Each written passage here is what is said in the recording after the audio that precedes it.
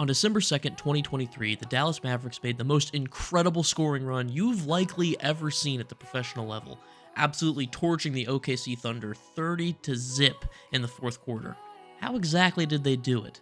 They did a lot of damage out of the same play, showcasing their deadly versatility. This play set up their run, and honestly, they didn't need to change much. First, Dereck Lively set this step-up screen for Luka to create a switch. And notice how Luka keeps his eyes up to check the coverage. He sees the Thunder packing the paint and leaving the corner open. Keep that in mind as we go forward.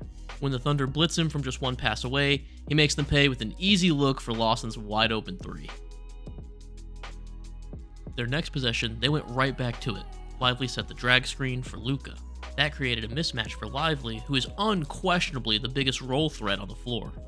That forced the low man to rotate into the paint to mitigate Lively's roll, which left Seth Curry wide open in the corner. Just by keeping his focus on Lively, Luka got the defense to commit enough to throw a beautiful no-look to the corner. And Seth Curry, a 43% three-point shooter, won't miss too many of those wide-open shots.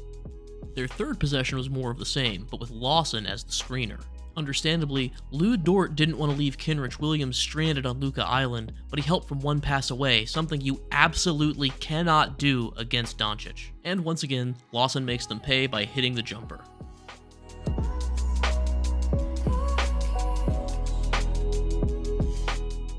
Now, OKC is in an impossible position attempting to guard this action. They can either leave Kenrich Williams to fend for himself, or they can send help again. The Mavs use another Lawson middle ball screen. And to their credit, when the Thunder doubled here, they did a much better job rotating on the backside. But once Lively cut out of the short corner, there was no way for OKC to close out to Curry in time, and like I said before, he won't miss many open threes. The Thunder did try to change things up though, it just didn't really work out. After being burned by doubling Luka so much, the Thunder decided to let him play one-on-one, which is generally a losing proposition for defenses. During this sequence, after the double drag screens, Jalen Williams was Luka's primary defender. And to his credit, he did a great job forcing Luka to drive into Chet Holmgren's help.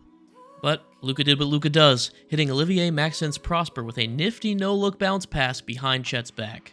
Since Prosper isn't a good shooter, he tried to attack the closeout, but nothing really materialized and the ball was back in Luka's hands with 10 seconds left on the shot clock. Once Lou Dort recognized that Luka was preparing to drive, he rotated into the paint, and that allowed Lively to get great position for the lob and dunk. But you can't have a 30-0 run with only offense. They got it done on the defensive end as well. This effort from Luka was rewarded with an open three, shout out AJ Lawson again, and OKC needed a timeout to talk things over. Spoiler alert, it didn't help. But let's go back to Lively really quickly. The more I watch the Mavs play, the more I firmly believe that Dereck Lively II is the perfect big man pairing for Luka for the Mavs as currently constructed. In a very similar look to almost every pick and roll we've already seen, he set a sideline ball screen for Luka and showed exactly why he can't be forgotten in the coverage. Poor Jalen had no chance of stopping this drive. And as I said before, part of what makes the Mavs such a potent offense is all the different looks they can get out of the same actions with the same personnel. We've already seen quite a bit of it, but here's another example. This is such a simple wrinkle, but it's clearly very effective. This is another high screen for Luka, but this time they get Seth Curry setting the screen. When the Thunder again chose to double Luka from one pass away, he made the easy read to a wide open Curry, who hit a shot, cutting the Thunder lead to just 8 and extending the Mavs run to 16-0. And just take a second to notice how similar this is to AJ Lawson's second three of the quarter. It is essentially the same play, just different personnel.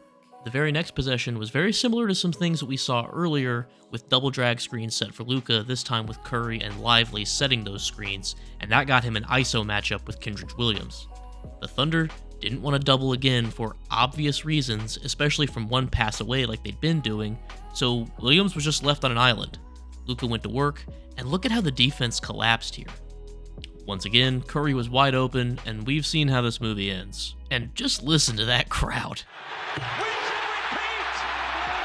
And speaking of movies we've seen before, does this one look familiar? To tie or take the lead. It is Luka against Kenrich Williams. Lobbing, finishing. They have climbed the mountain. By the way, in case you didn't notice, that dunk led to the 24th unanswered point and a tie ball game with 5.5 minutes left to play. I won't continue to belabor the point about the offensive onslaught that happened in the fourth quarter, but I do have to show the final bucket of the run. Just take this in. They've now tied the longest run in team history. Oh! Straight. Luka just picked the pocket of Trent Holt.